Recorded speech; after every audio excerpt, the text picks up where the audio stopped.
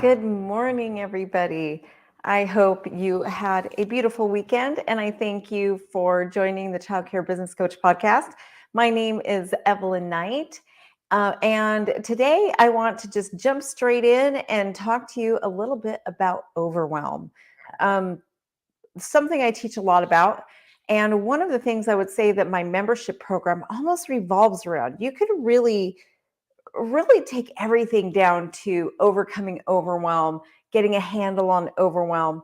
Almost everything in life is really streamlining you to help you with that. And so what my question to you today is, how much do you help yourself with that? And what I want everybody to really look at today as we talk about the technique I'm going to help you with today on overwhelm. I want you to really do some deep dives into your heart. And I want you to ask yourself, how much of this do I create? Last week, I talked about problems, right? And how so many of our problems are caused by us, that we really just take things and make them so much bigger than they ever have to be because we're so focused on the problem that we limit solutions. And when you focus on the solution, suddenly there's a limitless amount of solutions. So that is a huge component of overwhelm. And today I'm going to talk about another component that can help you overcome overwhelm, and that is true delegation. A lot of you might think that you're delegating, but you're not. They think that you're assigning, but you're not. And then many of you are also thinking, but Evelyn, you don't understand. You don't know my staff. I can't trust them to do this. I can't trust them to do that. They watch me doing the different things, but they never quite get it, right? So many of you, if that's you, let me know in the chat that you really don't feel like you can trust your staff with delegation. I was once that leader. I was. I remember walking into my childcare center and thinking they all have to go. I just need to fire them. There was 3 I was willing to keep out of I think there was 16 that worked for me at the time. And I just remember thinking they all have to go. I'm going to keep this 3. We just have to start over. It's all done. And through a course of action of just events that happened at my center, I realized it wasn't them. It was me.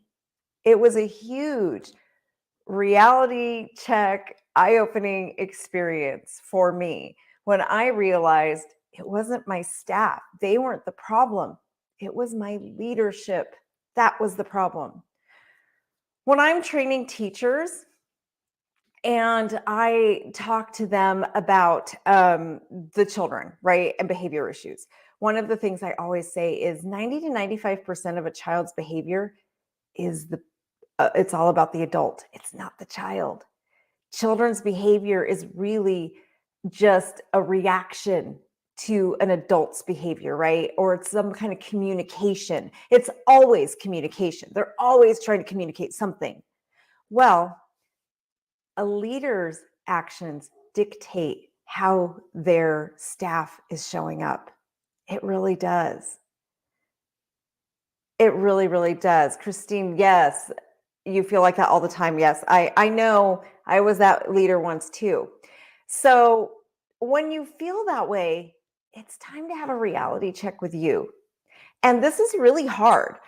But one of the things that I have found in my life is that in order to really grow, if you truly, truly, truly in your heart of heart wants change, and so many of you do, I know you do, you don't want to keep on this hamster wheel. It takes accountability. It takes awareness. And my goal is to help you to be aware, to see those areas that you're falling short so that you can make your life easier. Understand that you are in control. You can control the situation. You can take charge again, but you have to choose that. And in order to do that, it's going to take a hard look in the mirror. So, what does delegation look like for real? And how can you take the team that you have right now and turn them into your dream team? You can. I've done it. I actually have a training course I teach called Creating a Dream Team with the Team You Already Have. And that's exactly what can happen, because when you step into that higher level leadership role and you become the leader that people want to follow, you're going to be amazed at who your staff becomes and how they open up. I realized this during a staff meeting one day. And in this staff meeting, I was basically just trying to pep my staff up. So I gave them an assignment. I told them, I want each of you to create your own vision for your classrooms for this year. And let me just see you dream. If you had a magic wand and you could create everything you want, what it would look like. This staff meeting took way longer than I thought, but it was so awesome and informative. And the thing that ended up happening was not only did they start creating these visions for their classrooms, but they started creating visions for a childcare center, like the entire center. And the ideas were brilliant. The things that were coming up were absolutely brilliant. Like, well, if we did the parent orientation, I would love to see this and this and this in your parent orientation. And I was just like, why haven't you ever said anything like this before? Where is this coming from? I've never heard you speak like this. I never knew you had all these amazing ideas. I didn't know. And in my head, it was like this, whoa, what's happening here? And I had to take a really hard look at myself and realize that it was me. It wasn't them. I was stifling them all those years. Some of these women had worked with me for years. I was stifling them. And here I am. I'm about 7 to 8 years later after that staff meeting. A lot of my staff is the same people. They are the same people. But now I've given them ownership, and I don't try to be so controlling. I don't micromanage. And it's not easy. I'm a control freak. But I just realized that when I'm allowing myself to be a micromanaging control freak, I'm just hurting my center. Nothing is going to become great when I do that. So now I delegate. And I had to go on a journey where I realized delegation isn't as easy as I thought. I thought I could just say, okay, now you're in charge of this, and you're in charge of this, and you're in charge of this. But it's not that simple. I still need to keep control of my culture and my brand. So as I'm delegating, I need to make sure that the end results are exactly what I want them to be. And I also have to make sure that the means to get to those end results are in line with my goals and with my vision. We call it the queen bee role, which is a phrase that was coined by Mike Michalowicz. And basically, the thing that is most important to your center, every decision you make, every decision your staff makes, serves the queen, right? And if you think of what does a queen bee do? A queen bee is like head of the beehive, and every worker bee inside that beehive serves the queen. So we got clear on that. We had to go through a journey where we got very clear on what is our queen bee role. And we knew what was the most important thing for us to do. And then I presented that to the staff. Like, I'm going to let you guys take a lot more over. And this is what everything revolves around. But that wasn't enough. I still found that there was some more guidance needed. And I expected too much of people. One day I was trying to help a teacher, and I really liked this teacher. So I actually spent a month going into her classroom every morning and working alongside her. And I expected her just to watch me and to figure it out, right? And at the end of the month, she said, "Wow, you're so amazing in the classroom. I wish I could do what you do." And I thought, oh my gosh, I just wasted the last month. And I said to her, well, you can just do it. You've been watching me, just do it. Do what I did. And she looked at me just in shock. How am I supposed to just do what you did? I can't just do what you did. So I went to my coach and I said, what did I do wrong?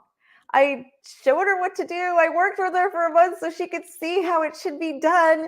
And she still doesn't know. And my coach told me, no, Evelyn, you did it wrong. You can't expect someone just to mimic you. That isn't how it works. Them watching you do things isn't going to automatically mean that they're going to listen and do what you want them to do. You have to intentionally coach them. And she told me there's a method to coaching. You demonstrate, then you have them do, right? You're going to basically, oh, and the first thing she said is when you go in, you have to set the stage. You walk in and say, okay, today I am demonstrating how to really interact richly while the children are walking around doing their centers, right? And so I want you to watch what I say to the children, how I act with the children, how I engage, how I enter into conversations, how I remove myself. I want you to really take note of those things because tomorrow you're going to do it. So that's the first step. Secondly, then you do watch them and you take notes and you help them come up with a plan for improvement. And then you do it again. You do the demonstration, the observation, the feedback. So it's that flow of demonstration, observation, feedback, right? To be an effective coach. But then I realized there's no way I can do this for every single staff member. I can't. It's not possible, right? Especially as you're hiring throughout the years. And at the time, I owned multiple centers and different things. So I thought there's got to be another way. And what I came up with is documented systems. Now we document every system that we do in our child care center. Everything is documented. Some of it is video, some of it is in writing, some of it is audio. There's just different methods of bringing the same information. But we've also trained all of our teachers to coach new teachers or to coach their co-teachers or to just constantly have that accountability, right? So we created a duplicatable system in order for us to be able to truly delegate. True delegation, where you can walk away. We have systems of operations, SOPs, for everything we do, which are step-by-step guidelines. If a child bites, the teachers have a guideline on how to deal with it every single time. So you're not dealing with this child differently than you dealt with that child. We've found what works and we duplicate it over and over and over. But there's one other thing about delegation. When you start doing these systems, you have to really be open-minded because sometimes your staff has better ideas than you do. Sometimes their methods are more effective and you have to listen. You have to really open your ears and you have to be able to hear them. And you have to let go of your ego. Your ego, I can guarantee you, is your number one biggest enemy for every single one of us. Pride will take us all down. So when your ego is so married to your methods, you have no idea the amazing ideas you're letting slip, how you could be so much better if you just let go of your ego. What is important is the end result. It's not the process. Let go of the process. You are creating so much of your own overwhelm because you're so married to your processes that you can't let it go and you have to micromanage everything. And that is ego. That is absolutely your ego taking charge. And when you learn to let your ego go, you're going to be such a better leader. And you're going to let these amazing people that work for you shine. And now, not only are you going to have your own brilliant brain, but you're going to have how many other staff members' brilliance at your center. But you have to empower them. You can't belittle them. You can't make them feel small. You have to let them see how amazing and wonderful they are. And sometimes they're not going to believe it because a lot of us have a lot of self-doubt. But you just have to keep telling them and letting them see how great they are. Let go of the process. The end result is what's important. I have learned that my center is so much better off now. It is such a better quality program. because I took a step back and I didn't have to be in control of everything. I didn't have to have my hands in everything that happened anymore. And now I have a better program for it. My director is an amazing coach. She coaches way better than I ever did. I might be a great trainer, but I'm not the best coach. So she comes in and coaches our staff now. I'm much better at coaching other owners who are on the same level. I'm not as good trickling it down, but she's amazing at it. So now I don't even get involved. I just know she created her method for coaching. She does an excellent job of it, and I let her do her thing. And it is a beautiful thing. That also takes a lot off of my plate because I'm allowing her to do her job. And for you directors, it's the same thing with teachers. Allow your teachers to do their job. Step back. Let them do their job. It doesn't matter how they serve lunch as long as it's staying in accordance to regulations and the end result is the same. And as long as it serves the queen bee. It doesn't matter how a floor gets swept. As long as it gets swept, all of it is clean, right? How many of you do that to your children? You'll see them sweeping and you don't like how they hold a broom. Oh, that's not how you hold a broom. This is how you hold a broom. And then you take it over. Or how about stacking the dishwasher, right? How many times do we do that? Where you open the dishwasher, oh, you didn't put those plates in the right spot. They don't go like this. They go like this. You get the same amount of dishes in the dishwasher and they're just as clean. Doesn't change a thing. You just had to rearrange it all. Why is that? Why do you feel like you have to have that kind of control? When you're doing things like that, you are creating your own overwhelm. So have a good talk with yourself and ask yourself, where do I need to be accountable? Because I have to micromanage the people in my life so detailed that I am creating my own overwhelm. How am I creating my own overwhelm? I can guarantee you your life will be a lot easier when you let go of the process and let others shine. I hope every one of you has a wonderful week, and I will see you again next week for another Mindset Monday.